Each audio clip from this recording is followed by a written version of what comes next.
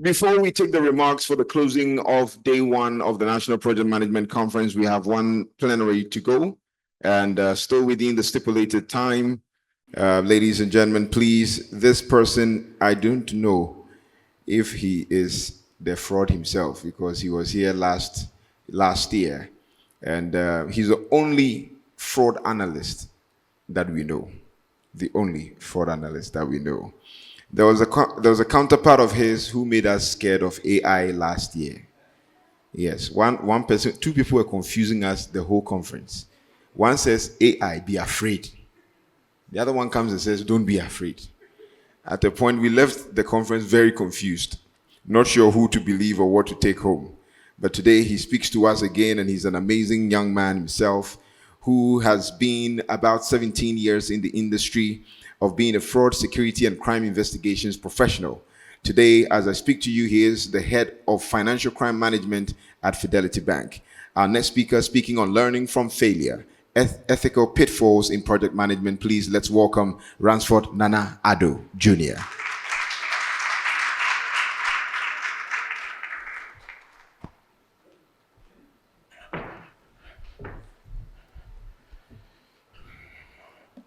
Hello, everybody. You should be in my heart now to see how I feel. When a professor has finished talking, people have finished eating, and you are told that finish and let's say closing prayer. And an MC comes to you and says that whether he is the fraud himself or not. Anyway, so apologies, I can't stand at one place. I'm tensed. I'm not one of the people who can stand at one place. So I am just here to tickle your thoughts on a couple of things, right? And the topic given to me is one that I am not a project manager. I am not certified. But one of the things that I have seen is that over the past 17 years, investigating within the corporate environment across telecom and banking in Africa, I have seen so many things I call the pitfalls. And I've seen so many people lose their career. I've seen so many people go to jail because of some of these things. And I'm going to draw your attention to a couple of them. Right? Good. So we are going to learn from failure, some of the ethical pitfalls in project management. I don't have, outline, because I'm going to tell stories.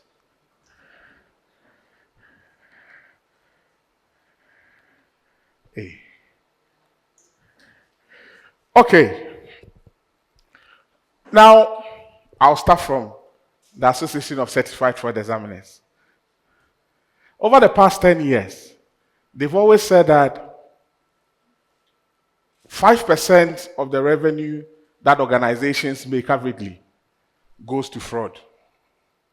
So you can imagine if you do a projection, about $100,000, 5% of it would definitely go to fraud. Pricewaterhouse says that 52% of businesses experience fraud in the past 24 months when they did a review. I know you'll be wondering, what is this man talking about in a PMP or a PMI conference speaking about these figures? But I'll bring you home, don't worry. Now, this is a UN report that says that Ghana may soon be importing water due to destruction of water bodies.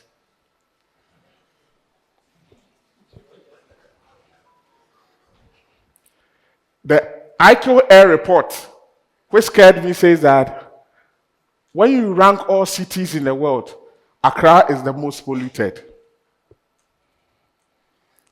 And Medina area is the most polluted. Right? Okay. Now, I ask myself a simple question. Projects are supposed to solve problems. But why are we introducing more problems? Because you see donor funding come into a project, and from statistics, 5% of it will go to some people's pocket. Is project a problem, or project is a project? Are we creating more problems by doing projects? I was sitting behind television with my old lady, and my mother said that, so there was a news item that we were going to start a project, and they mentioned the amount. And she said, hey, Omukodiska. Those of you who do understand Chi, my mother screamed that they're going to spend the money. When they want to spend the money, they do projects. So it is good for us to acquire knowledge. It is good for us to acquire the professional license. But one of the key things that we have failed to talk about is the problems that we cause through projects. And that's what I'm going to tackle. Now, there is a writer that I admire so much. His name is Edward Gross. It had refused to move. Now, Edward Gross says that every organization, whether in aviation, whether in insurance, is criminogenic. Criminogenic means that they have the tendency to commit crime. And his explanation is that so far as making profit is the reason why you are in business, you bend the rules. So as project managers, I ask a very simple question. When it gets to the point where you need to bend the rules to achieve your target, for your organization to receive an award, to increase revenue, and the community is going to suffer, what decision would you take? The room is quiet. I'll make it more specific. So, it means that it is not that we lack funding. It is not that we lack knowledge. What we lack, integrity. A couple of organizations across the world, if you look at their core values, all of them, integrity is in there. When you fight crime, crime fights you. This is not something a lot of people want to hear. So Coca-Cola says that, see, don't come to our processing room. When you get a drink, you are safe. Bank of America, deposit your money with us. Fidelity says that, believe with us. You don't need to be there, you are safe. Mercedes, BM, step on the accelerator. We know we have kept your back. You won't die. And how many of you have ever wondered whether you were there when these cars were being manufactured, when you are driving it? Okay. Nestle says that, don't worry yourself to come and check our processing plant. Take our product. Because we'll do the right thing even when you are not there. But my very good, friends, Ghana Police Service.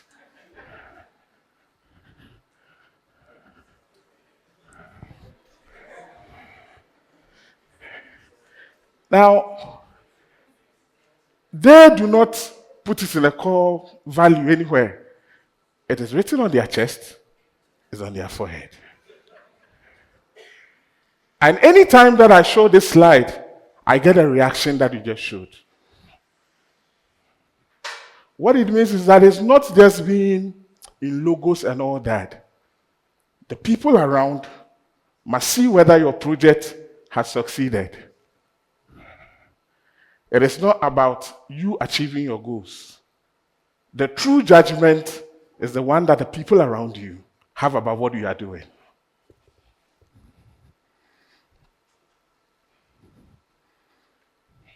Now, I was in one university 2 months ago teaching ethics. And a young guy raised his hand. He's the son of a very rich man in this country. And he said, "What do you have?" The guys who do fraud, they have money. I have watched you. You come here with the same car. And every day, you are talking about ethics, integrity, values. What do you have?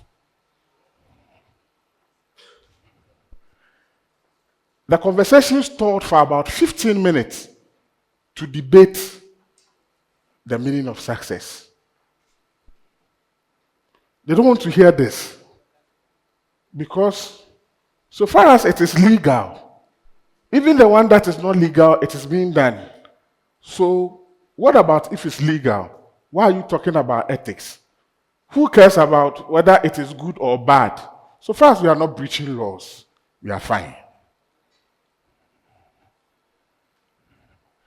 Where legality stops, that is where ethics begin. But unfortunately, we are caught up in a lot of dilemmas. You're doing a project, and then your analysts come to you and say that the medication we are testing for this pharmaceutical giant, they've done advert, the billboards everywhere on the internet. We've just noticed that if this medicine goes out, human beings will die. You are the project manager. They have come to you. And the advert is running. Your bosses are asking you, when are we going out with this? When are we launching it? The hotel bills have been paid for the lunch. People have been invited. What would you do? Ladies and gentlemen, as project managers, every day you are confronted with taking decisions. And it is part of human life. The only time that you stop taking decisions is when you are dead. And these ethical dilemmas are everywhere. It is going to get worse because vehicles that are coming in the next generation will not be driven by human beings. And I'm wondering if the PM is in this room and you are told that put algorithms so that the vehicle will be taking decisions. If something falls in front of you and there is somebody wearing helmet on your left, another person without helmet, sacrifice one of them. If you program the vehicle to go and hit the one without helmet, it is not fair. You know that he's the most vulnerable. If you go and hit the one with the helmet, because the one who has done the right thing, and he's rather protecting himself, you want to use him as a test. Ladies and gentlemen, this is the situation. And as PMs, we will be confronted with these dilemmas every day. Let's look at a few of them, a model that I was looking at last week. Okay. Now, some of the dilemmas that we face, well, we have to choose between truth and royalty. Your organization pays you. In fact, we made a director recently, and the medicine is supposed to go out there. You know that there's a component that kills within the test results that you found. Organization says that keep quiet. The truth is that it kills. Loyalty is screaming, shut up. Why you need to take a decision between individuals and communities. There's somebody in your project team. You know that this person, he's been here for long. But he's not doing anything. He's only causing trouble. Let him go home. No, you see, you let him be there. The bigger group is complaining. That individual is also there and you can't touch him because it is not fair. He's been here for long.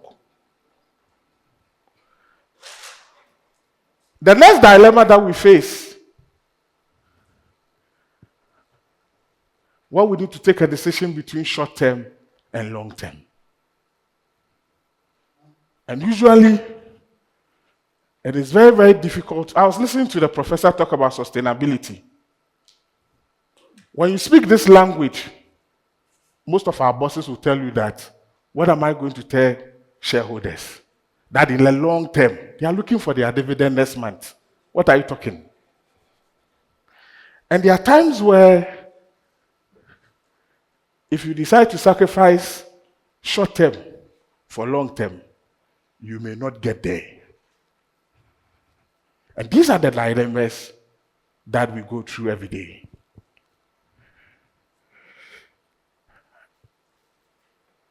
A young lady comes out to you and say, hey, I can't sleep.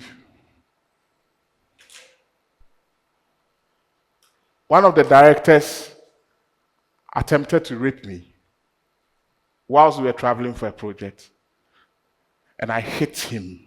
He's dead.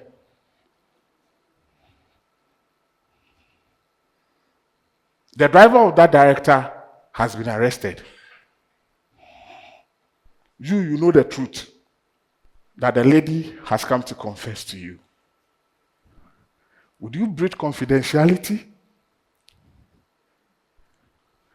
Would you have mercy on her? Or you let justice take its course? I'm sure we are thinking, oh, okay. Now, let's forget about the dilemmas. As people who, everybody hopes to get to the top. Nobody wants to be down there. As we become giants in our career, there are some small things that can bring us down. I call them pitfalls. Now, usually these are situations where the right choice is not clear. When you take a decision, for days you don't know whether what you are taking as a decision is good or not good.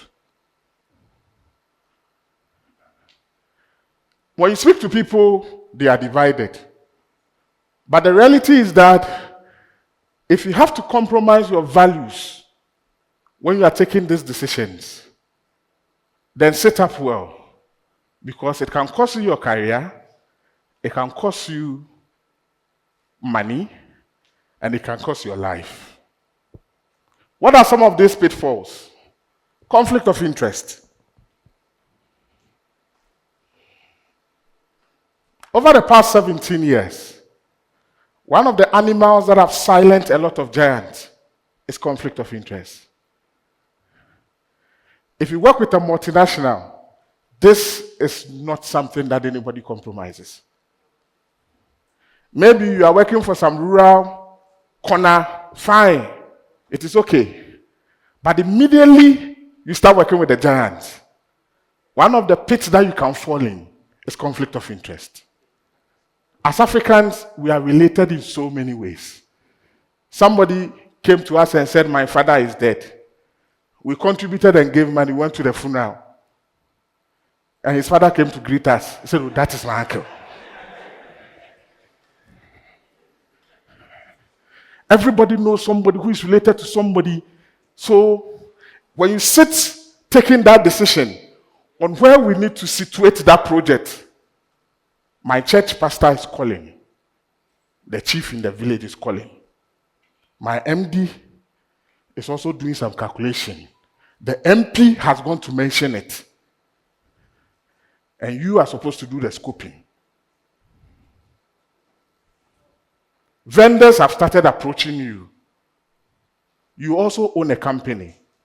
And the company does the same thing you are doing for your employer. The danger begins.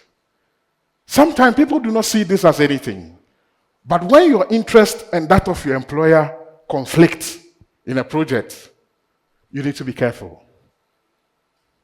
Sometimes you may not be doing anything wrong. Perception alone can bring you down. Because the way you are acting, the people you are working with, the perception that you may even be involved in some conflict of interest is there. Sometimes the potential conflict of interest that, oh, we know he's associated with this, his mother is an MP, and so the project is going here, the perception. Don't joke, don't think that it must happen. The mere fact that the court of public opinion, you can't answer, you will not even be there.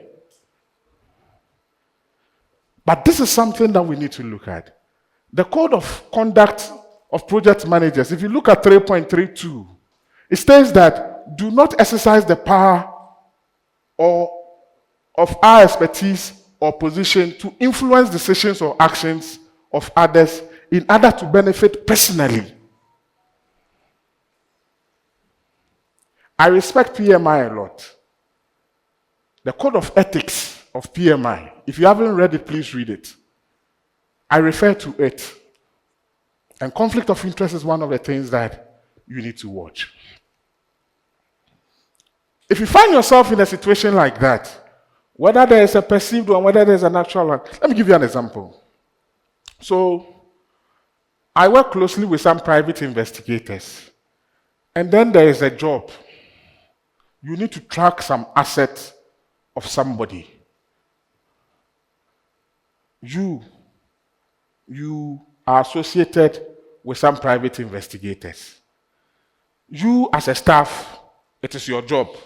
How do you draw the line that you not start outsourcing these things to other people so that you get money behind the scenes? Please make a disclosure. If you are related in any way to somebody or a company or even a relative who is likely to put you in a conflict of interest situation, please make a full disclosure that the decision we are supposed to make among those three communities, which I'm supposed to be part of, that is my village. The chief there is my uncle. And let them make a determination. The next pitfall that I want to talk to you about is plagiarism and intellectual property issues. Me, I have seen a project get to the 7th floor and there's a legal suit that this drawing of this building was stolen from us. It is our drawing. The project halts. How the plan was brought, somebody just went to take somebody's intellectual property and change the name of the architect. Said, this is my drawing. Please watch this. In some areas, it is criminal. 3.34 of the PMI Code of Ethics, it says that we respect the property right of others.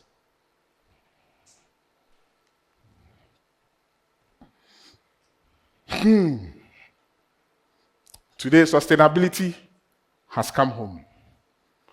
You see, there are times where we need to get to where we want to get to and deliver a project and say that we have executed it. It is there, you can see it. But the environmental consequences of how we got there may haunt us for the rest of our lives.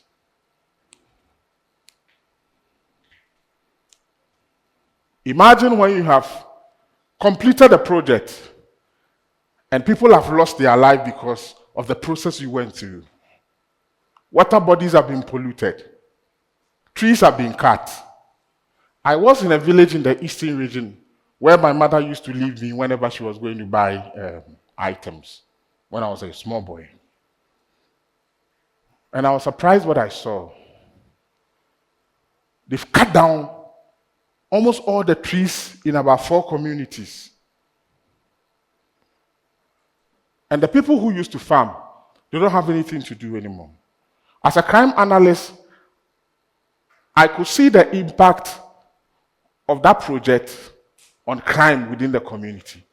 Because the young men who used to farm, if it's a fishing community, those who used to fish, nobody cares about what they're going to do. We've delivered our project.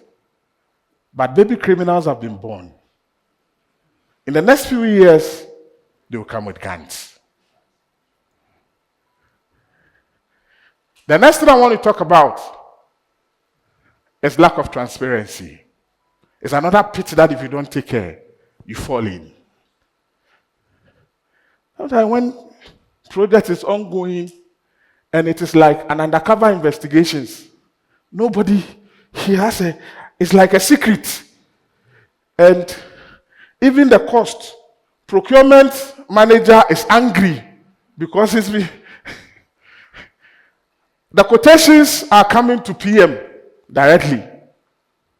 Finance director and project manager have ignored procurement manager. And so some people are praying that that project should fail. Lack of transparency. But you see, we have been taught that KPI is key performance indicators. But lack of transparency may make us lose achieving our KPIs. What I propose is that let KPI sound differently. Keep people involved.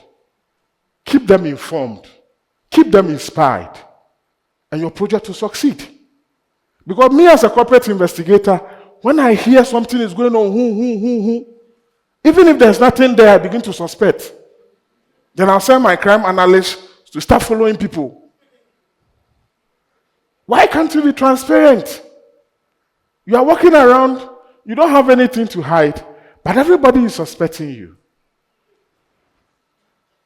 As project managers, let KPI be that keep people involved, keep people informed, keep people inspired, and you achieve your key performance indicators.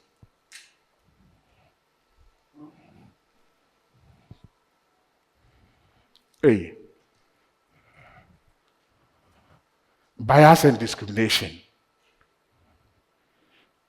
I saw a photograph of a young man, he's a Lilliput, who had gone to a hotel like this and wanted to use the urinal pot.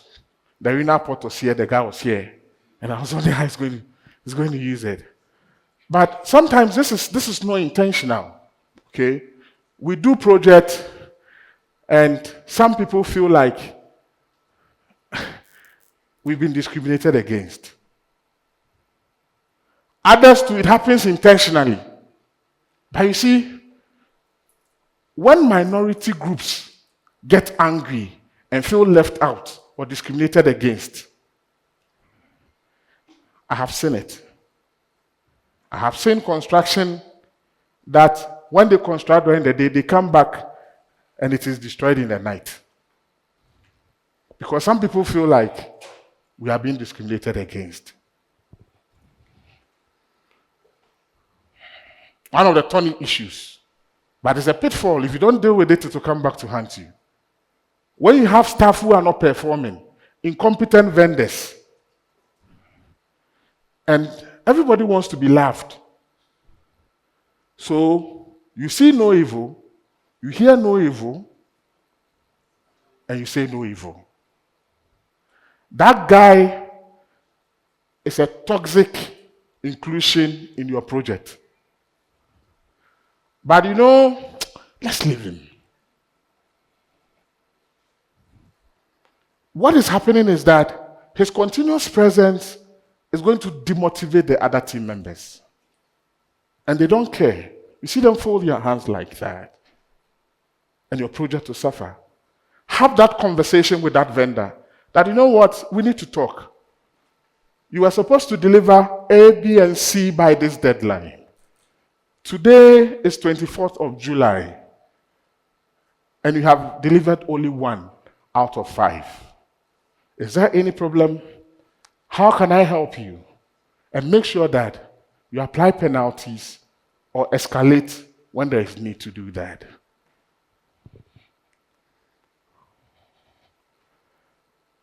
Confidentiality breaches. I sat in an interview in my previous life, and a guy was supposed to be recruited. And we asked him a very simple question. Why should we choose you and not the others who came before you? And the guy started. Me, I have all the documents of how my current employer, the processes, the procedure, everything. And that is what I'm bringing it to you.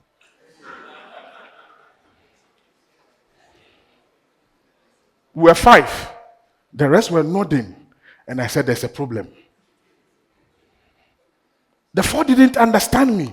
I said, guys, there's a problem. He's saying that he has copied a whole dossier of information that he's bringing.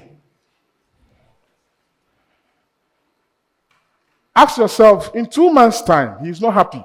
He will copy yours and he will send it like that to the next buyer.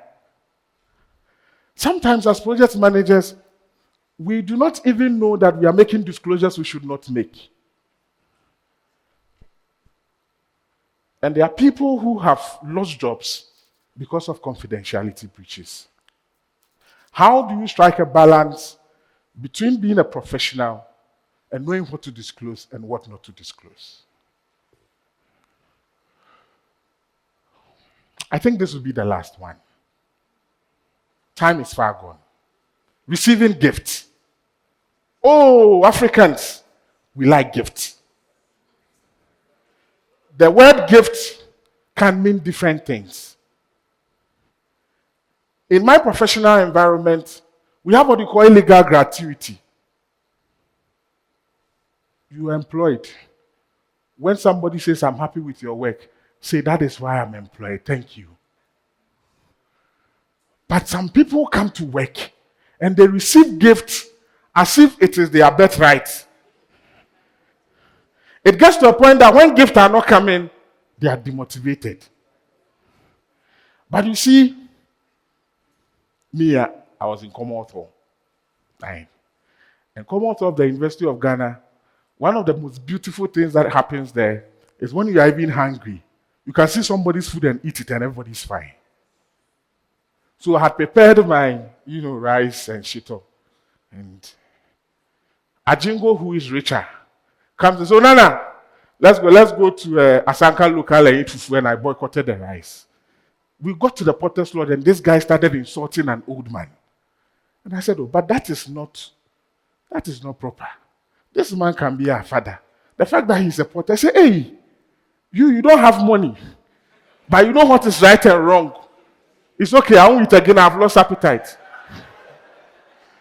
And I say, you know what? Insult him so we'll go and eat. That when somebody is giving you gifts, the more gifts you are receiving, in our camp balance, we say that will be your papa no how. The more gifts people give you, you lose your identity. You become a stooge. Funny face. Hey, Echo, go left. Then you go left. Echo, go right. Then you go right. No. Please be careful of gifts. The true intentions of people giving you gifts may come out later and haunt you. And I have seen people where they are doing their work professionally, and the vendor says that it is because I refused to give him gift this December. That is why they didn't give me this contract. They say, hey, so we've been giving him, so every day I give him gifts. Last year, I sent Momo, see, this is the alert, this is the message I got. And the guy is suspended. I interview a lot of people who go through this. I said, no, see, I was going to the car park, and then a young lady stopped me and said, my boss said I should give this hamper to you. I got home, I showed it to my wife, it was open. They wanted the baked beans for salad, and they saw an envelope within. How much was an envelope? I can't remember. But you have spent it. Hello? And he's saying that he's been paying you. And when he was paying you, things were going in his way. The things we call gifts has put people in trouble. Me, I don't like gifts. If you see me holding anything, I tell you it's not mine, it's a lie. Everything I hold is my own.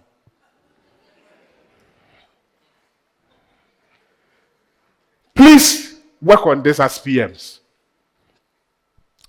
This is going to be my last slide. So, the practitioners at PMI, about 3 years ago, they did a poll and they asked them, identify the values that form the basis of your decision making. And these 4 things came tops. The first one, responsibility. It says that it is our duty to take decisions. Ownership of the decisions we make or fail to make. The actions we take, we are responsible. Now you see, there are some people, they will blame everybody for everything. So they are part. They won't talk, they won't complain. When there's a problem, they will point. But as project managers, you are responsible for every decision you take. Yesterday, I had a call with a lady who has been queried. She approved something, and all the things that were written on that approval memo were fraudulent. And she said, Mami, did I commit the fraud? And I said, no. They are asking you what and what you saw before you wrote approve. Oh, but you see, in an organization like this, you expect that people will be ethical. Hey, wake up. There are people who make money every day through your negligence. That signature that you sign, somebody is building a house out of that. Open your eyes. Respect is one core thing. Companies, multinational companies, have lost their license because they fail to respect the people within particular countries. Sometimes some of the utterances of officials of organizations, when you hear them, you ask whether they are gods on their own. Especially when there's a crisis to be dealt with. Honesty and fairness. I don't need to explain these things. In 1982, a year before I was born, September, something happened in Chicago. Johnson & Johnson. They had a drug that was the #1 painkiller in the US. They received reports that 7 people had taken it and died within 1 hour.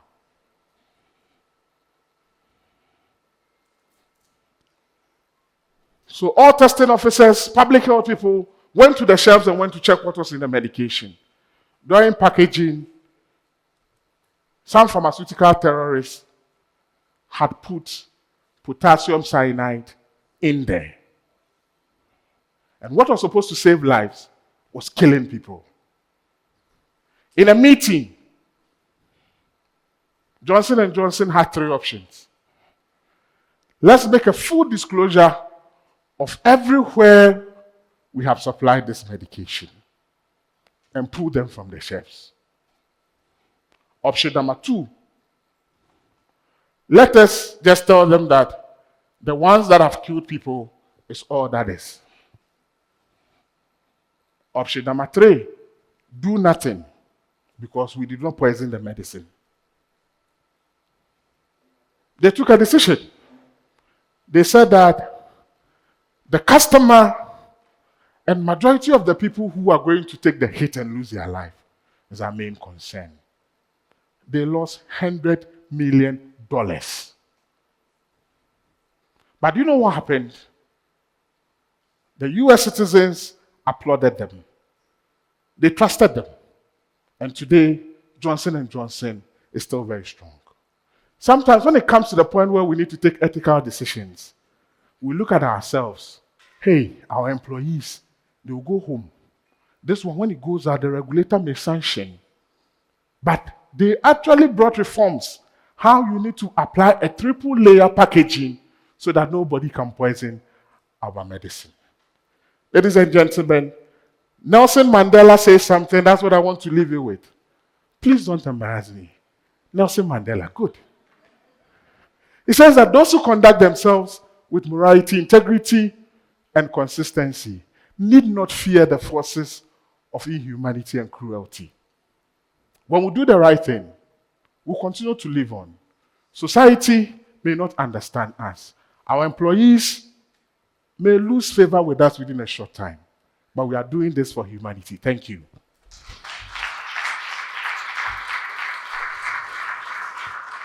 Ransford, amazing.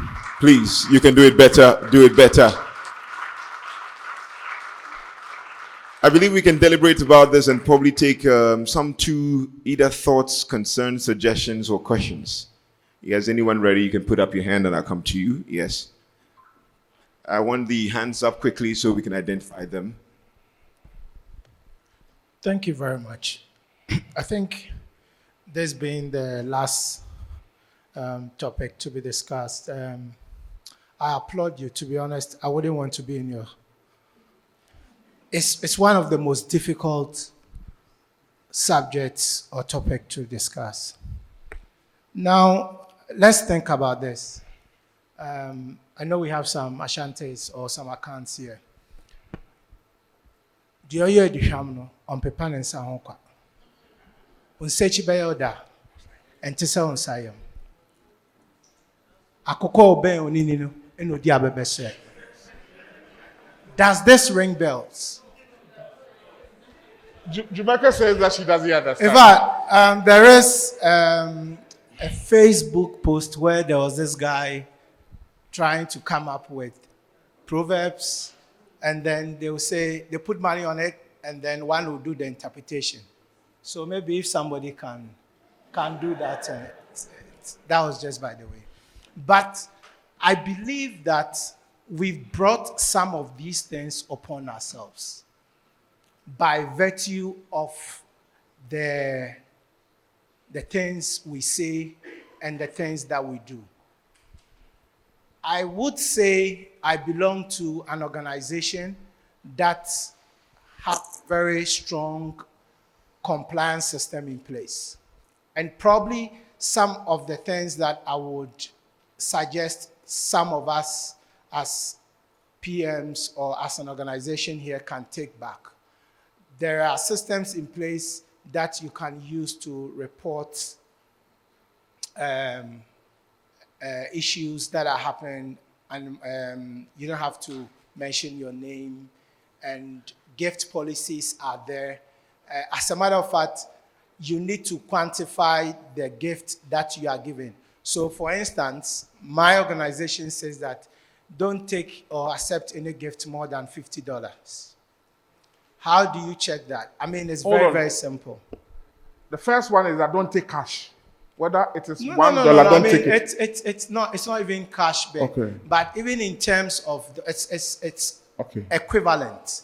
Don't do that, because like pens, I believe that when you came here, you were probably given a bag or a mug or something. So, and this is where you quantify some of these things, and you would want to. And the fact is that if you don't know and you are giving a gift, what you need to do is to report back to your line manager. And if it is more than, they wouldn't want to embarrass whoever gave you that. So what would they will put? They'll put it into a raffle, and then there will be answers, questions. Anybody who picks that takes it. Then everybody shares that. So that is one. Something that we can work on. My second bit has to do with the kind of names we give to certain actions or things that we do. One example is lobbying. Now I hear that the projects would assign money for Business development. correct lobbying. What is it? I don't want to be held against certain group because I cannot defend myself. But even in that phase as well, I'm told that monies are allocated for that to meet those people, and they term them as lobbying. As a matter of fact, I'm told in the US and other places, it is kind of accepted in a way where you talk about, I could be wrong, but I read something of that sort. But let us all be mindful. Thank you very much. And let's all watch what we do. Thanks. Thank you very much. Thank you. Can we take a last one there?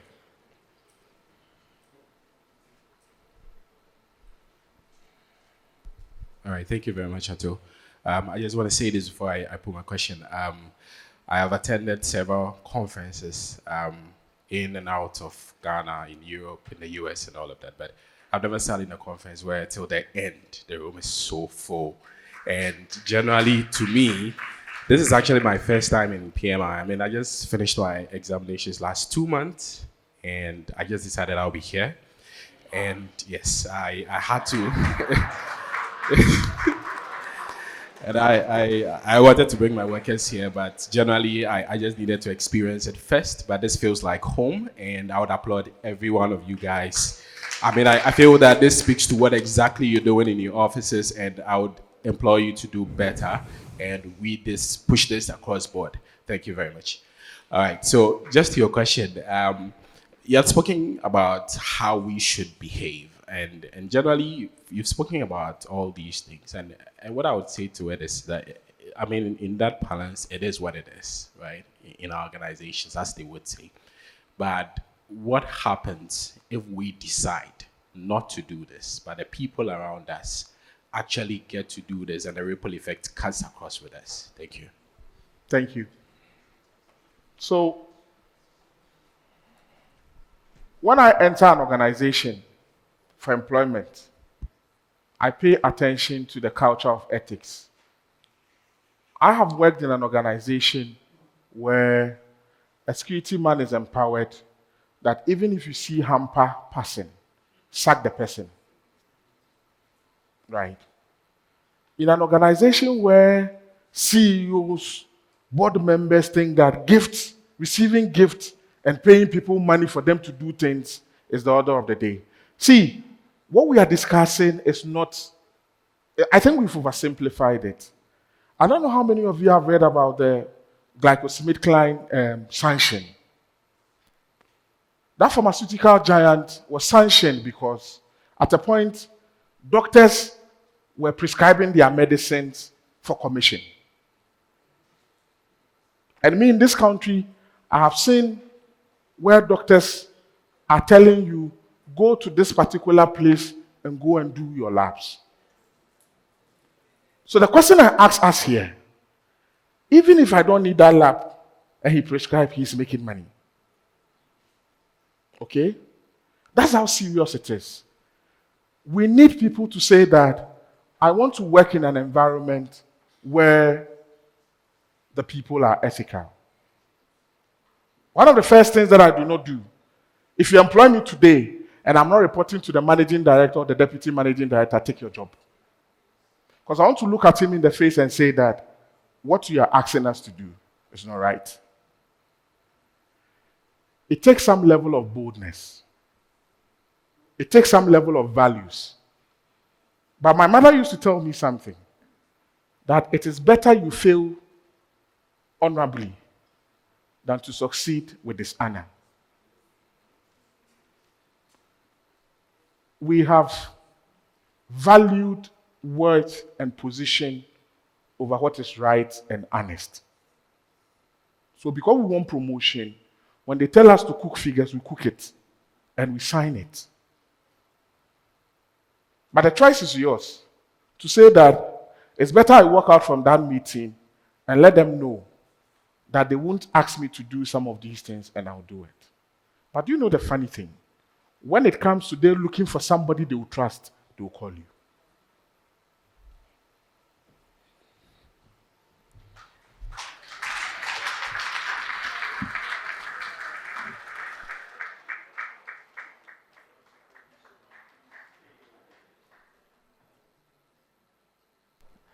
Please, another round of applause for Ransford.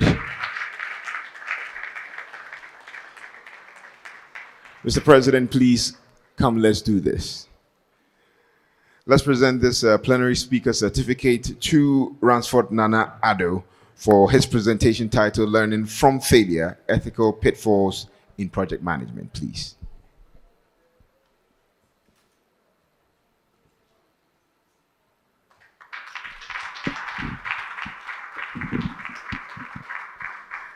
Also, if Ekuya Apia Menka is here, please join us for this and take this from us. This is a breakout speaker certificate presented to Ekuya Apia Menka in recognition of outstanding contribution as breakout speaker of the presentation titled Project Management in the Wake of ESG.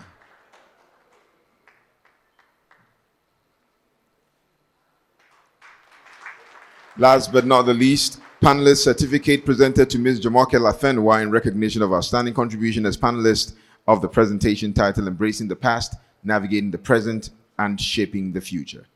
Please, that's for you again. A huge round of applause, please.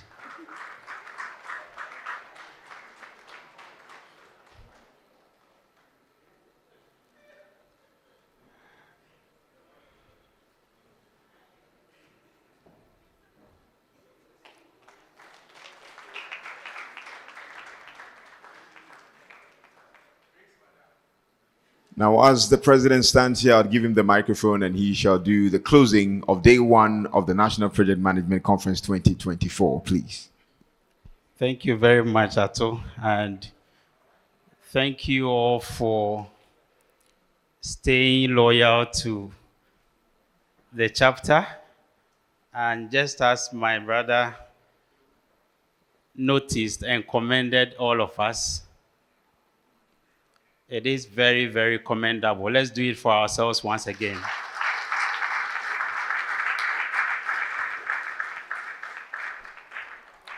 What a way to end an insightful day. If anybody has access to the Bible, you can please help me open to Exodus 23:8. King James will be better.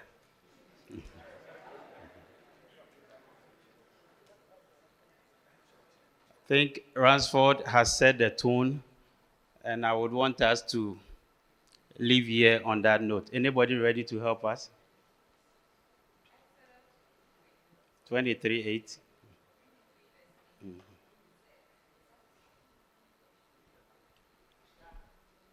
Okay.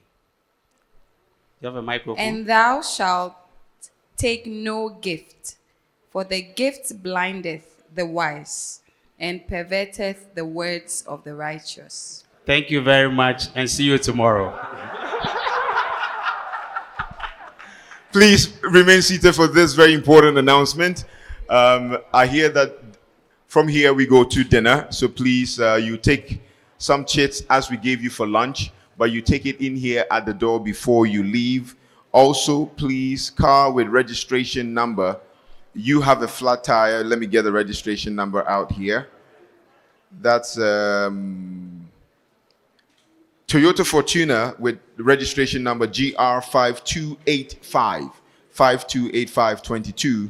You have a flat tire. Apparently, it's been a while now, so you want to, if it's you, please make sure you get there and you can get the assistance you need. Finally, if you didn't scan any of, or you missed any of these scans, try and find me right after, and I'll see what we can do about that and give you the hard copies to scan from them. In the meantime, now, day one has come to an end. Thank you all once again. Thank you also to our sponsors. Please have a good evening.